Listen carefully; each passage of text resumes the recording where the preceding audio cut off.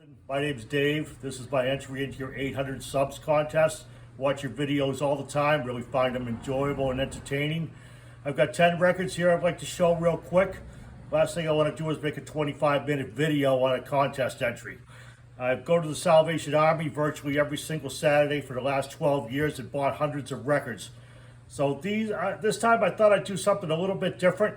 I'm going to show some records that I bought basically were blind buys. In other words, I had either heard of these bands or artists and didn't really know who they were, or I had never heard of them at all. So we're just going to go right into it here with the first one. The Phil Ochs in concert. The only thing I knew about Phil Ochs is that he was a folk singer, protest singer from the 1960s who eventually drank himself to death, unfortunately. I was really surprised on how good he was and what a great voice he had.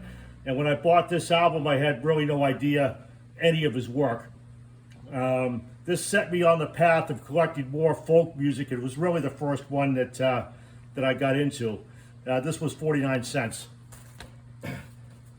Probably going to be surprised about this. When I bought this album, I had no idea who John Hammond even was. Never heard of him. I was intrigued by the front cover and of course the back with all these photos. I brought it home and realized rather quickly that he was a blues singer. Since then, I've found a lot more about him and actually bought a few more of his records. It says demonstration copy right up here at the top, but it's not a white label, so I'm not really sure what that's all about. As far as thrift store finds, Salvation Army finds, blues albums are probably the hardest to find. I was really happy when I got this. It's really a good album. Next, to talk about Glenn Gould. A fantastic pianist, but more than fantastic, brilliant pianist. A guy who lived his own life and banged his own drum. A fantastic cover shot here. He looks like a rock star standing there, and he was. This is Beethoven's sonatas. I know a lot of pianists and heard a lot of pianists, and as far as I'm concerned, there's Glenn Gould and Thelonious Monk, and then there's everybody else. This was a very enjoyable album. I'm not really into classical, but this was really good. Next, I'd like to go with Larry Graham and Graham Central Station, the funk album. The only thing I knew about Larry Graham is that he was Sly Stone's bass player. He played at Woodstock. After Sly Stone became involved in drugs and started to become unreliable, Sly and the Family Stone pretty much broke up, imploded, if you will, and Larry Graham started his own group. Not sure how many albums he had, but this is a really good album. This guy was a fantastic bass player. Some real standouts on here. The Engine in Me, Pow, My Radio Sounds Good to Me, really good tracks. A few other ones, maybe a little dated, but a very enjoyable album. I showed this in one of my other videos, Public Enemy. I'm not a big rap or hip-hop fan, but I found this at the Salvation Army and was intrigued. I knew that they were one of the top groups of the time and decided it was worth 99 cents to check it out. Glad I did. A lot of this is really, really good and thoroughly enjoyed this record 100%. Public Enemy, it takes a nation of millions to hold us back. Boy, they're not kidding. Next, I want to show this one here is Mary McCashin. Old friends have no idea who Mary McCashin was. This record was recorded somewhere in Vermont. Really a thoroughly enjoyable album. I listened to this for a couple weeks. I usually don't do that. And side one's a little better than side two. But she has a high, kind of a warbly type of voice, but it was very enjoyable to listen to. And this is actually as a gatefold. These musicians, top notch. Musicianship on this is really good. Philo Records, somewhere in Vermont. A complete blind buy, but I'm glad I bought it for 99 cents. I want to talk about Hank Snow.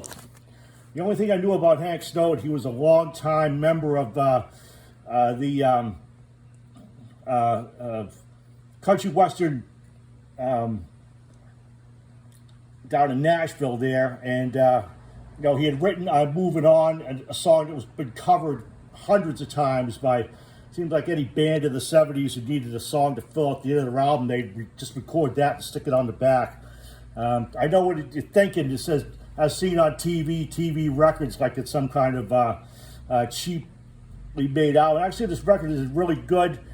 The records are fairly substantial, and I love the picture on the back. Just really, this guy is just, he is just dressed up and ready to go. Right here, RCA Special Products. So the record was licensed by RCA.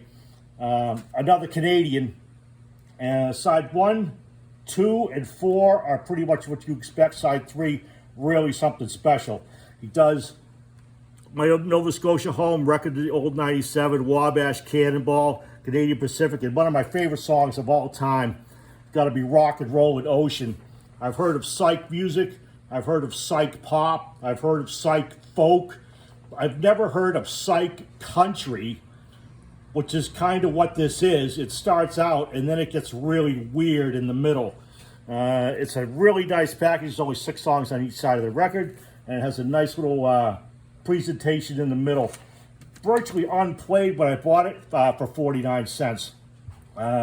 Excellent buy, and a really great artist. So I had no idea about.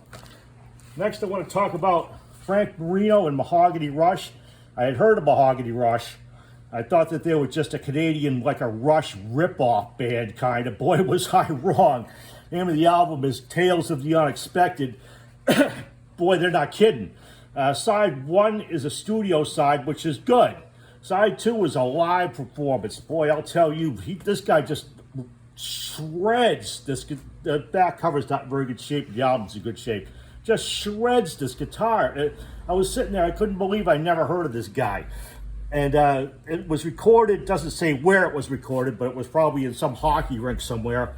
And the bad acoustics just make it sound better with the guitar just bouncing off of seemingly entire walls of concrete. What an enjoyable album. Frank at 33 1/3 was talking about him also, and there's a double live album that's on my radar. Pick it up as soon as I can find it. But this was really good, especially for 99 cents.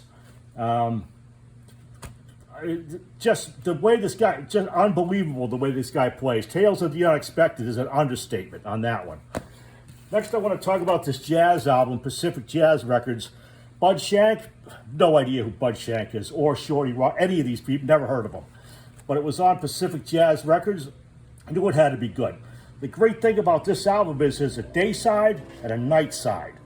So the day side is very structured, rehearsed songs with this particular lineup, and then the night side has a completely different lineup, and it's also much more improv and just sort of loosely put together. It's very enjoyable. From the liner notes, I found out that Bud Shank was a sax player, and this was recorded, it says it was recorded at Casa Delays of somewhere in LA, but it's, I don't believe it was live. It doesn't sound like a live recording. So, I mean, there's no crowd noise or anything like that. Probably from the early 60s, I would say. The night side probably better than the day side, but just really unusual to find a record with a completely different lineup on both sides. Very enjoyable. There's a little surface noise on it, but it doesn't really bother me. It's really good. Really good, bebop type jazz, Pacific Jazz Records. Kind of almost like a Blue Note type of label. Any Pacific Jazz record going to be good. And finally, I'm going to finish up. Quicksilver Messenger Service. Had heard of them, had no idea who they were. Found out quickly they were a psych band. Put this on and was just completely blown away. Side 1 just takes Who Do You Love, and they just run with it. The whole side is just ruminations on Who Do You Love. Great artwork on this album. I love the front picture, really good. It was recorded live. I'm sure everybody knows that. Side 2 is really good too, but side 1, what a fantastic Psych album that is. So there we go, 10 albums from the Salvation Army that were basic blind buys, and I really happy that I got them. Total price for all of these was under $8 for all 10 of them.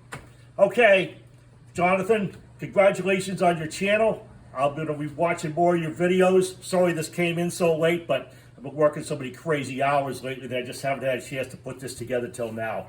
Okay, bye-bye now. Have a good time. Bye-bye.